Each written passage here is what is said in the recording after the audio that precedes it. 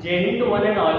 Today I am here with the 9th class SST English medium. Today we are going to discuss a new chapter, that is chapter number 6, population. In that chapter we are going to study about population size and the distribution, India's population distribution by density and population growth. So let's start. Can you imagine a world without human being? Who would have utilized the resource and create the social and the cultural environment? The people are important to develop the economy and the society. The people make and the used resources are themselves resources with varying quality. Coal is but a piece of rock until the people were able to invent technology to obtain it and make it resource. Natural event like a flood or tsunami become a disaster only when they affect the crowded villages or town. देखिए population chapter start करने से पहले यहाँ पर हमसे कुछ questions पूछे हैं इन्होंने, राइटर ने। मीन्स ये कहना चाह रहे हैं कि आप पॉपुलेशन के बगैर, मतलब जनसंख्या के बगैर या इंसानों के बगैर कल्पना कर सकते हैं कि ये वर्ल्ड कैसा होगा या दुनिया कैसी होगी, या आप ये कल्पना कर सकते हैं कि कोई सा रिसोर्स है जैसे कि कोल है, जब तक कि हमने उसको नहीं निकाला था, जब तक हमने उसे रिसोर्स नहीं बनाया था, जमीन में से नहीं निकाला था, तब तक वो मिनरल नहीं था। वो मिनरल तभी है जब मैन के यूज में आ रहा है, वरना वो एक चट्टान की, एक रॉक्स थी। ओके, तो ये सारी की सारी जो चीजें हैं, जैसे जो मिनरल्स है या बाकी जो मैन को यूजफुल चीजें हैं, ये सब की सब चीजें मैन के यूज के लिए है। यदि अगर आप मैन को हटा दें या ऐसे वर्ल्ड को इमेजिन करें जहां मैन नहीं है, तो फिर इन चीजों का कोई मायने नहीं रह जाता, आपके रिसोर्सेज का कोई मायने नहीं रह जाता, कोल का कोई मायने नहीं रह जाता, आपके मिनरल ऑयल का नहीं रह जाता, नेचुरल गैस का नहीं रह जाता। तो सारी की सारी चीजें डिपेंड करती है पॉपुलेशन के ऊपर। तो हमें किसी एरिया की पॉपुलेशन को डिस्कस करना और किसी एरिया की डेंसिटी ऑफ पॉपुलेशन को डिस्कस करना या किसी एरिया की जो पॉपुलेशन है उसको डिस्कस करना, ये बहुत ही ज्यादा जरूरी हो जाता है, क्योंकि पॉपुलेशन है तो सब कुछ है। अब कभी कभी ये पॉपुलेशन जब कंट्रोल्ड रेट में रहती है तो बहुत ज्यादा बेनिफिशियल रहती है, लेकिन प्रॉब्लमेटिक तब बन जाती है ये जब इसका रेट जो इसका मीन्स इंक्रीज होने का रेट है वो बहुत ही ज्यादा बढ़ जाता है। तो इस लेसन में हम यही स्टडी करने जा रहे हैं, mainly 3 point: population size and distribution, population growth in process of population change, ये दूसरा पॉइंट, और तीसरा कैरेक्टरिस्टिक और क्वालिटीज ऑफ द पॉपुलेशन। ये हम देखने जा रहे हैं, क्योंकि पॉपुलेशन जो है तो उसकी कुछ कैरेक्टरिस्टिक और उसमें कुछ क्वालिटीज भी होना चाहिए। ओके, आगे देखते हैं। Hence population is pivotal element in the social science. It is a point of reference from which all the elements are observed and from which they derive significance and the meaning. Resource, calamities and disasters are the meaningful only in the relation to the human being. देखिए एक point और यहाँ पर ये बता रहे हैं कि कैलामिटी और डिजास्टर, यदि अर्थक्वेक आएगा और सुनामी आएगी तो उसको डिजास्टर कब कहेंगे? जब उसमें किसी की मृत्यु होती है, जब पॉपुलेशन खत्म हो रही है वहां पर, मतलब लोगों का कुछ नुकसान हो रहा है, तो हम उसको कैलामिटी कहेंगे, अन्यथा कैलामिटी नहीं कह सकते उसको। तो कहीं ना कहीं पॉपुलेशन इंपॉर्टेंट फैक्टर है, पॉपुलेशन इंपॉर्टेंट थिंग्स है। Their number, distribution, growth and the characteristics or the qualities provide the basic background for the understanding and the appreciating all aspects of environment. अब अगर हम environment के सारे aspects की बात कर लें तो population का distribution, उसका number, उसका growth, उसका characteristic और उसकी qualities वगैरह और background वगैरह, ये सब कहीं ना कहीं इसको हमें understand करना जरूरी है। ओके, जब हमें environment के सारे aspect को जानना है तो हमें इसको understand करना जरूरी है। Human being are producer and the consumer of the earth resource. Human being जो अर्थ रिसोर्सेज है उसका प्रोड्यूसर भी है और कंज्यूमर भी, कंज्यूम भी करता, प्रोड्यूस भी करता, बनाता भी है उसको। Therefore it is important to know how many people are there in the country. तो हमें ये जानना जरूरी है कि हमारे देश के अंदर कितने लोग हैं जो प्रोड्यूस कर रहे हैं या बना रहे हैं या किसी चीज को यूटिलाइज कर रहे हैं। Where do they live? वो कहाँ रहते हैं, मतलब किस एरिया में कितने हैं। How and why their numbers are increasing? उनके नंबर या इंक्रीजिंग क्यों हो रहे हैं, पॉपुलेशन में इंक्रीजिंग क्यों हो रहा है। The census of India provided as information carrying about population of country. अब हमें मालूम कैसे पड़ता है कि हमारे देश के अंदर पॉपुलेशन कितनी है, बड़ी है या घटी है। इसके लिए भारत में हर 10 साल के अंदर जनगणना होती है, जिसको हम बोलते हैं सेंसस ऑफ इंडिया। हर 10 साल के अंदर जनगणना होती है, वहां से हमें मालूम पड़ता है कि हमारे देश की पॉपुलेशन घटी है या बड़ी है। जैसे फॉर एग्जाम्पल पिछले 10 साल पहले मीन्स 2001 के अंदर यदि अगर किसी एरिया की पॉपुलेशन या इंडिया की पॉपुलेशन मीन्स 100 करोड़ थी और 10 साल बाद यदि वो 100 करोड़ से ऊपर हो जाती है मीन्स 101 करोड़ हो जाती है, तो ये माना जाएगा कि वहां पर जो संख्या है वो बड़ी है। ओके, तो कहीं ना कहीं इस तरीके से हम सेंसस ऑफ इंडिया से अंदाजा लगाते हैं पॉपुलेशन का। अब देखें, प्राइमरीली 3 कंसर्न है, 3 मेजर क्वेश्चंस है पॉपुलेशन के बारे में। पहला है population size and distribution. Population size और डिस्ट्रीब्यूशन क्या होता है ये अभी हम देखने जा रहे हैं लेसन में। दूसरा है population growth and causes of population change, और तीसरा है कैरेक्टरिस्टिक और क्वालिटीज ऑफ द पॉपुलेशन। तो इसमें सबसे first population size and distribution ये हम देखने जा रहे हैं। पहला है India population size and distribution. India का हम पॉपुलेशन का साइज देखेंगे और डिस्ट्रीब्यूशन देखेंगे। देखिए, इंडिया की अगर मैं बात करूं मार्च 2011 में इसकी जो पॉपुलेशन थी वो 1210.6 मिलियन थी, which account for 17.5% of the world population, जो कि दुनिया की 17.5% है वर्ल्ड पॉपुलेशन की। Okay, these 1.21 billion people are unevenly distributed over the country। अब ये जो 1.21 बिलियन लोग हैं ये देश के अंदर अनइवन है, मतलब ऐसा नहीं है कि ये हर जगह एक जैसे हैं, बल्कि किसी एरिया में डेंसिटी ऑफ पॉपुलेशन ज्यादा है, किसी एरिया के अंदर कम है। Okay, distributed over the country's vast area of 3.28 million square kilometer, which accounts for 2.4% of the world area।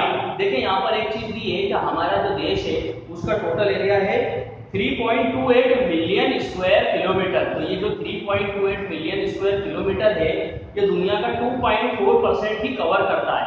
मतलब अगर एरिया की मैं बात करूं तो एरिया के मामले में हमारा जो देश है वो वर्ल्ड के मुकाबले में 2.4% है, केवल 2.4%। और अगर इसके पॉपुलेशन की मैं बात करूं तो इसकी पॉपुलेशन यहाँ पर हो जाती है दुनिया की 17.5%। ये है 2011 के सेंसस के अकॉर्डिंगली, मतलब जो जनगणना हुई थी 2011 में उसके सेंसस के अकॉर्डिंगली।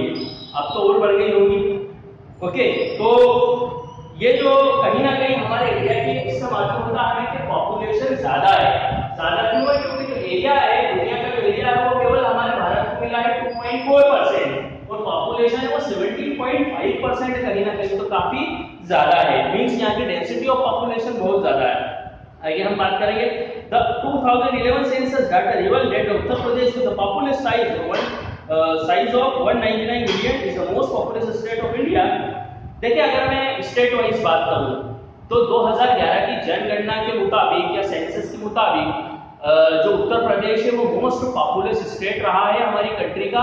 वहां की जो पॉपुलेशन थी 199 मिलियन पॉपुलेशन थी, तो कहीं ना कहीं मोस्ट पॉपुलस स्टेट है इंडिया का।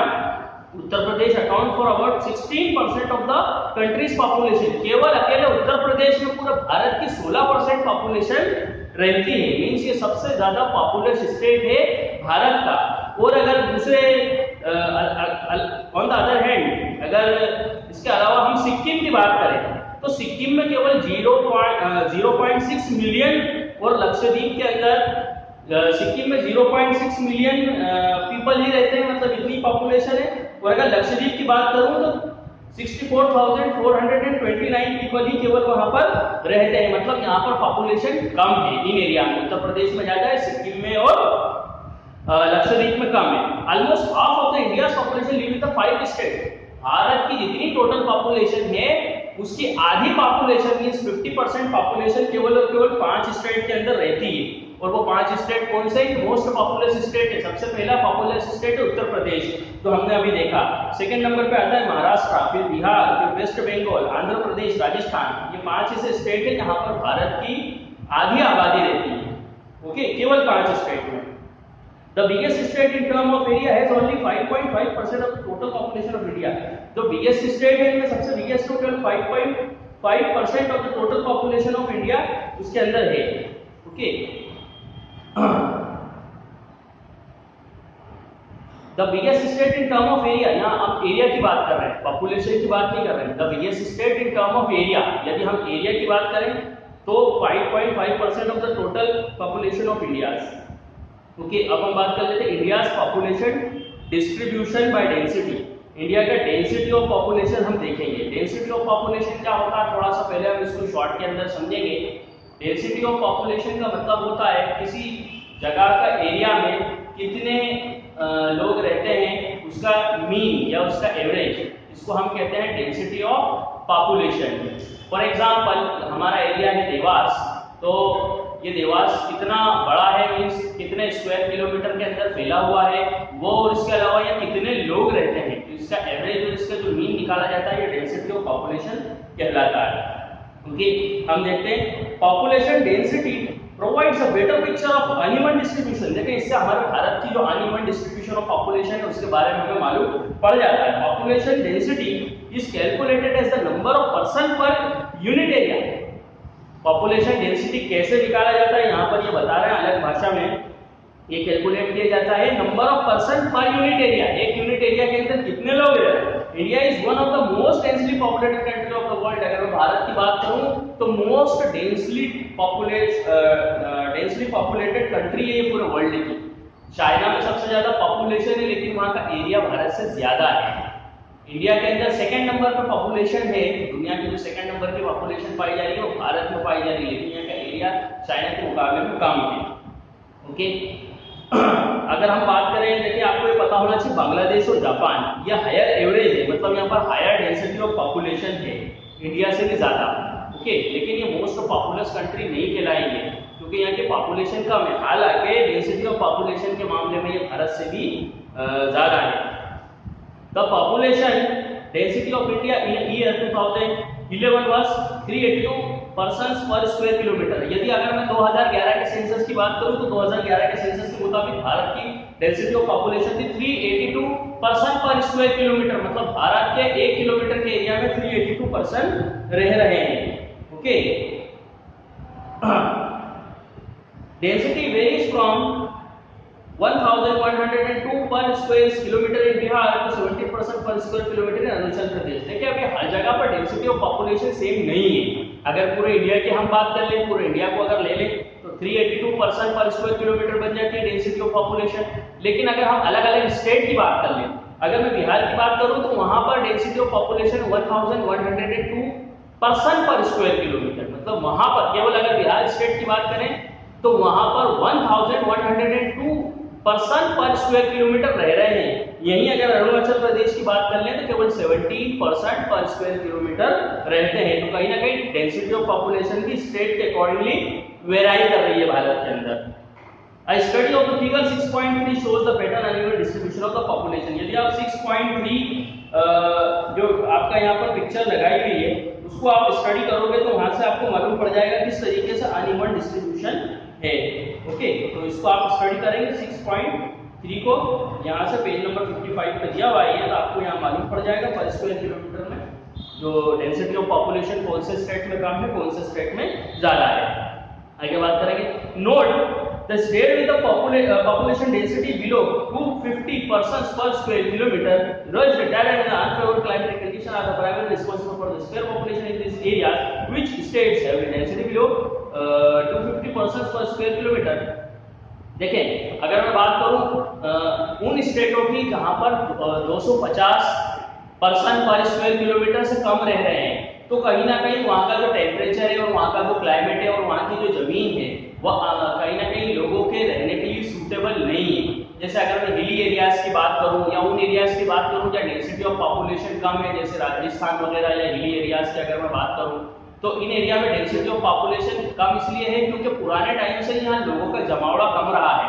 यदि हम प्लेन एरिया की बात कर लें, गंगा और यमुना के प्लेन्स की बात कर लें जो कि उत्तर प्रदेश में आ रहा है, तो यहाँ पर पुराने टाइम से वैली जो हमारे इंडस वैली सिविलाइजेशन थी वो भी यहीं पे थी, तो कहीं ना कहीं पुराने टाइम से यहाँ पर लोगों का जमावड़ा ज्यादा रहा है। तो कहीं ना कहीं फेवरेबल कंडीशन भी एक बहुत बड़ा फैक्टर है डेंसिटी ऑफ पॉपुलेशन को बढ़ाने और घटाने के लिए।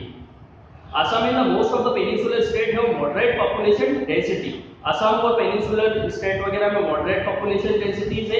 हिलीज एरियाज के अंदर districts and the rocky nature of the terrain moderate to low rainfall shallows and the less fertile soils have influence population density. यदि अगर मैं हिली एरियाज की बात करूं तो वहां पर जो सॉइल वगैरह की फर्टिलिटी कम होती है, रेनफॉल वगैरह यदि कम है तो वो भी कहीं ना कहीं पॉपुलेशन डेंसिटीज को अफेक्ट कर रही है। The northern plain and the Kerala in the south have a high to very high population. Northern plain, अभी हमने बात करा हमारे northern plain में, और अगर केरला स्टेट को हम देखें तो वहाँ दोनों जगह पर डेंसिटी ऑफ पॉपुलेशन बहुत ही ज्यादा है। क्यों बहुत ही ज्यादा है? क्योंकि कहीं ना कहीं ये ह्यूमन के रहने के लिए फेवरेबल है। यहाँ का प्लेन एरिया, यहाँ की क्लाइमेटिक कंडीशन, यहाँ वर्षा का होना, यहाँ पर रिवर्स वगैरह का होना या ट्रांसपोर्टेशन कर पाना, ओके, तो ये सारी की सारी चीजें और ये सारे के सारे फैक्टर डिपेंड करते हैं। ओके, नाउ आगे हम बात करेंगे population growth and process of population change. Population is a dynamic phenomena. Population एक डायनामिक फिनोमिना है, मतलब हमेशा ये बढ़ती रहती है, एक जैसी नहीं रहती, कभी बढ़ती है कभी घटती है।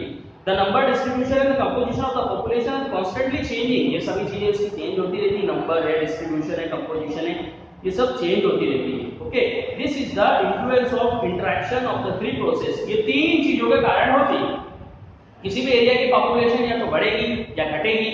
ओके, तो ये तीन फैक्टर्स के कारण होती है। एक तो बर्थ के कारण, यदि अगर डेथ रेट से ज्यादा बर्थ रेट हो गया तो कहीं ना कहीं उस एरिया की पॉपुलेशन बढ़ेगी। दूसरा होता है डेथ रेट के कारण, यदि किसी एरिया में डेथ रेट ज्यादा हो गया और बर्थ रेट नहीं है, बर्थ रेट कम है, तो वहां की पॉपुलेशन घटेगी। इसके बाद तीसरा फैक्टर होता है माइग्रेशन। यदि अगर मैं माइग्रेशन की बात करूं तो माइग्रेशन से भी पॉपुलेशन बढ़ती है या घटती है। मींस किसी दूसरी जगह के, दूसरे एरिया के जो लोग हैं वो आपके एरियाज के अंदर आ जाते हैं तो आपके एरिया की पॉपुलेशन बढ़ेगी, और अगर आपके एरिया से पलायन करके कहीं और चले जाते हैं तो वहां के पॉपुलेशन बढ़ जाएगी, आपके की घट जाएगी। ओके, तो माइग्रेशन एक फैक्टर है। चलिए, तो हम बात कर लेते हैं पेज नंबर 56 पर पॉपुलेशन ग्रोथ के बारे में। Growth of population refers to the change in the number of inhabitants of a country territory during a specific period of time, say during the last 10 years. Such a change can be expressed in the two ways, in the terms of absolute numbers and in the terms of percentage change per year. देखिए, population growth का मतलब होता है कि किसी area का जो inhabitants है या आपकी कंट्री का, टेरिटरी का, स्टेट का, कहीं का भी, वो एक स्पेसिफिक पीरियड ऑफ टाइम के अंदर या यूं कहना चाहिए कि लास्ट 10 इयर्स के अंदर वहां पर चेंज हुआ है, यदि वो बड़ी है या घटी है। तो इसको हम दो तरीके से एक्सप्रेस करते हैं, एक तो एब्सोल्यूट नंबर से और दूसरा होता है परसेंटेज चेंज से।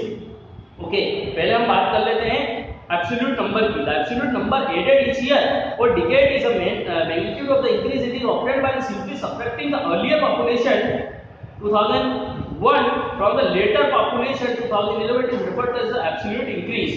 देखिए, इसको हम ऐसे कैलकुलेट करेंगे कि यदि किसी एरिया की पॉपुलेशन है 2011 का जो सेंसस है और 2001 का जो सेंसस है, 2011 के सेंसस से 2001 के सेंसस को जब हम सब्ट्रैक्ट करेंगे तो जो एब्सोल्यूट नंबर है वो आ जाएगा। वो नंबर आ जाएगा जो पॉपुलेशन जितनी इंक्रीज हुई है या डिक्रीज हुई है वो नंबर हमें मिल जाएगा। यदि इंक्रीज हुई है तो वो नंबर हमें मिल जाएगा वहां पर। ओके, जैसे फॉर एग्जांपल, इसको थोड़ा एग्जांपल के तौर पे समझिए, मैं बता रहा हूं। किसी एरिया में पॉपुलेशन थी 1000 है ना, ये 2001 के अंदर, और 2011 आते आते यहाँ पर पॉपुलेशन हो गई 1500। तो इसका जो एब्सोल्यूट नंबर है वो हम कैसे निकालेंगे? 1500 से माइनस कर देंगे 1000 को, मतलब जो नई पॉपुलेशन है उससे माइनस कर देंगे पुरानी पॉपुलेशन को। तो यहाँ पर जो 500 आपका आंसर आ रहा है, इसी जो 500 पॉपुलेशन है यहाँ पर इंक्रीज हुई है, तो ये कहलाएगा एब्सोल्यूट इंक्रीज। ओके, इसको हम कहेंगे एब्सोल्यूट इंक्रीज। सेकंड है the rate or the pace of population increase is the other important aspect. It is studied with a percentage per annum. Example, a rate of the increase of the 2% per annum means that in a given year there was an increase of 2% for every 100 persons in the base population. This is referred as the annual growth rate. देखिए, अगर मैं annual growth rate की बात करूं तो इसका मतलब ये है कि किसी एरिया की पॉपुलेशन पहले 100 थी और बाद में अगर वो 102 हो रही है तो मींस यहाँ पर 2% का इजाफा हुआ है, 2% यहाँ पर इंक्रीज हुई है। इस तरीके से हम परसेंटेज पर एनम में भी परसेंटेज पर एनम करके भी अंदाजा लगा सकते हैं कि किस तरीके से पॉपुलेशन ग्रोथ हो रही है। इसको हम एनुअल ग्रोथ रेट कहते हैं। ओके, ये एनुअली कैलकुलेट होता है कि किसी एरिया की पॉपुलेशन है। यहाँ पर मैंने आपको नंबर कम लिए हैं, छोटे लिए हैं, ताकि आपको समझ में आ जाए ये जो नंबर है लाखों और करोड़ों में चलता है। ओके, अगर किसी स्टेट की बात करें तो लाखों में, अगर पूरे देश की बात कर रहे हैं तो करोड़ों के अंदर चलता है। तो उस तरीके से हम उसको कैलकुलेट कर सकते हैं। India's population is been steadily increasing from 361 million in 1951 to 1210 million in 2011। India के अगर पॉपुलेशन की मैं बात करूं तो 361 मिलियन जो थी 1951 में, तो ये इंक्रीज हुई 1210 मिलियन 2011 के अंदर। देखिए यहाँ पर आपको टेबल दिया हुआ है, इसको अगर आपको स्टडी करना है तो बहुत अच्छे से आप टेबल के माध्यम से स्टडी कर पाएंगे। जो मैं कह रहा हूँ वो पेज नंबर 56 में आपको टेबल दिया है, the magnitude and the rate of the India's population growth. देखिए यहाँ पर दिया हुआ है पेज नंबर 56 है ये, यहाँ पर आपको ईयर दिया है 1951 से लगाकर तो 2011 तक। 1951 में पहला सेंसस ऑफ इंडिया हुआ था, इसलिए उससे पहले का हमें पता नहीं। तो यहाँ पर टोटल पॉपुलेशन दी गई मिलियन में, उसका एब्सोल्यूट इंक्रीज भी दिया हुआ है, एनुअल ग्रोथ रेट भी दिया हुआ है। अभी जो हमने दोनों चीजों की बात करी, एब्सोल्यूट इंक्रीज की भी बात करी और एनुअल ग्रोथ रेट की भी बात करी, तो ये दोनों की दोनों चीजें यहाँ पर आपको दी हुई है। तो ये आप टेबल को स्टडी करके भी यहाँ से सारी चीजों को समझ सकते हैं। एक बार इसको स्टडी जरूर करें तो आपको जो बातें हैं मेरी को समझ में आएगी। आगे देखते हैं हम। Since 1981, however, the rate of the growth of the starting decline, लेकिन 1981 से हमारे जो पॉपुलेशन ग्रोथ है उसका रेट कम होना शुरू हुआ। 1951 से तो 1981 तक पॉपुलेशन बहुत ज्यादा बढ़ रही थी, लेकिन जो 1981 के बाद इसका रेट कम होना शुरू हुआ। During this period birth rate decline rapidly, birth rate तो डिक्लाइन हुआ, कम हुआ। Still 182 million people were added to the population, total population in the 1990 alone। 182 million people 1990 के अंदर पॉपुलेशन में ऐड हुए, मतलब कि बढ़े हैं। ओके, तो ये सबसे ज्यादा था, मतलब पूरे अभी तक के 1951 से 1990 तक के जितने भी पॉपुलेशन इंक्रीज हुई है वो सबसे ज्यादा हुई थी 1990 के अंदर। It is essential to realise that India has a very large population. जिससे ये अंदाजा लगाया जा सकता है कि भारत में बहुत ही ज्यादा लार्ज पॉपुलेशन हो गई है। पॉपुलेशन जो रेट है, पॉपुलेशन का जो ग्रोथ रेट है वो बहुत ही तेजी से बढ़ रहा है।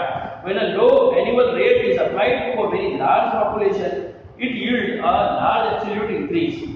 इस तरीके से एब्सोल्यूट इंक्रीज वगैरह हमारा बढ़ रहा है। When more than a billion people increase even at a lower rate, the total number being added becomes very large. India's annual increase in the population is large enough to neutralize efforts to conserve the resources, environment and the environment. The declining tide of the population growth is indeed a positive indicator of the efforts of the birth control, despite that the total addition to the population base continue to grow and the India's may overtake China in 2045 to become the most populous country in the world. देखिए अभी यहाँ पर problem ये हो रही है, या हमारे लिए एक अलार्म था कि भारत के अंदर जो पॉपुलेशन बढ़ रही है वो कंट्रोल्ड रेट से ज्यादा बढ़ रही है। तो हमारे लिए क्या है, एक अलार्म है। अलार्म क्या है, अभी चैप्टर के स्टार्टिंग के अंदर तो हम बात कर रहे हैं कि आप इमेजिन करो कि किसी एरिया के अंदर पॉपुलेशन नहीं है तो वो एरिया कैसा होगा। रिसोर्सेज तभी रिसोर्सेज होते हैं कि जब वहाँ पॉपुलेशन हो। तो लेसन के स्टार्टिंग में, इंट्रोडक्शन में तो हमें वो ये कह रहे हैं, लेकिन यहाँ पर क्या कह रहे हैं कि जो पॉपुलेशन है वो कहीं ना कहीं हमारे लिए चुनौती हो गई। तो ऐसा क्यों? ऐसा इसलिए क्योंकि जब पॉपुलेशन कंट्रोल्ड रेट से ज्यादा हो जाएगी तो हमारे यहाँ जो रिसोर्सेस है, जो मिनरल्स हैं और जो बाकी सारी चीजें हैं, वो जो मैन है उसको बहुत ज्यादा यूज में जब वो आएगी तो हमारे यहाँ से मिनरल्स खत्म हो जाएगा और बाकी जो हमारा जो एग्रीकल्चरल प्रोडक्ट है वो भी हमें इंक्रीज करना पड़ेगा। उसके लिए जो जमीन वगैरह है वो तो सीमित है, और जब पॉपुलेशन ज्यादा होगी तो इससे अर्बनाइजेशन ज्यादा होगा, इंडस्ट्रीज वगैरह ज्यादा बनेगी तो पॉल्यूशन बढ़ेगा। तो ये बहुत सारी चीजें, इन सब चीजों को देखते हुए कहीं ना कहीं अब हमें जरूरत थी कि हमारी पॉपुलेशन कंट्रोल्ड हो और गवर्नमेंट इस तरफ जो है स्टेप्स उठाए और लोगों को जागरूक करे कि पॉपुलेशन कम होने के क्या क्या फायदे हैं, पॉपुलेशन बढ़ने से क्या क्या नुकसान हो रहा है। मीन्स धरती के ऊपर जब ज्यादा पॉपुलेशन बढ़ रही है, मीन्स हमारे भारत के अंदर जब ज्यादा पॉपुलेशन बढ़ रही है तो उससे क्या नुकसान है, हमें किस तरीके से जो मिनरल्स वगैरह है उसका नुकसान होगा, हमारे आने वाली फ्यूचर जनरेशंस को नहीं मिल पाएगा, बहुत सारी चीजें। अब जिस रेट से भारत के अंदर पॉपुलेशन बढ़ रही है तो उससे ये अंदाजा लगाया जाता है कि 2045 के अंदर हम चाइना को भी क्रॉस कर जाएंगे। अभी China most populous country of the world है, दुनिया की सबसे most populous country, second number पे इंडिया है, लेकिन इसी तरीके से बढ़ती रही तो 2045 में हम हो जाएंगे मोस्ट पॉपुलस कंट्री। तो हमें इस रेट को रोकना है, ओके। क्योंकि कहीं ना कहीं जब ये इंक्रीजिंग रेट रुकेगा तो हमारे जो मिनरल्स है, हमारे जो फॉरेस्ट रिसोर्सेज है या हमारे जो एग्रीकल्चरल रिसोर्सेज है उसको हम अच्छे से यूज कर पाएंगे और आगे हमारी फ्यूचर जनरेशन को भी उसको दे पाएंगे और ये सारी चीजें रिन्यू होती रहेंगी, ओके। टाइम पीरियड में ये चीजें रिन्यू होती, रिन्यूएबल रिसोर्स है। अगर हम फॉरेस्ट रिसोर्सेज की बात करें तो, लेकिन ये बहुत जल्दी रिन्यू नहीं होता है, तो इस वजह से हमें इसको समय देना भी जरूरी है, ओके। तो आज हमने यहाँ तक के इसको समझा। लेसन नंबर 6 पॉपुलेशन में पॉपुलेशन साइज एंड डिस्ट्रीब्यूशन देखा, India population and distribution by density देखा और पॉपुलेशन ग्रोथ देखा। बाकी हम पेज नंबर 58 वगैरह से ये कल डिस्कस करेंगे। तो आज के लिए इतना ही। जय हिंद, जय भारत।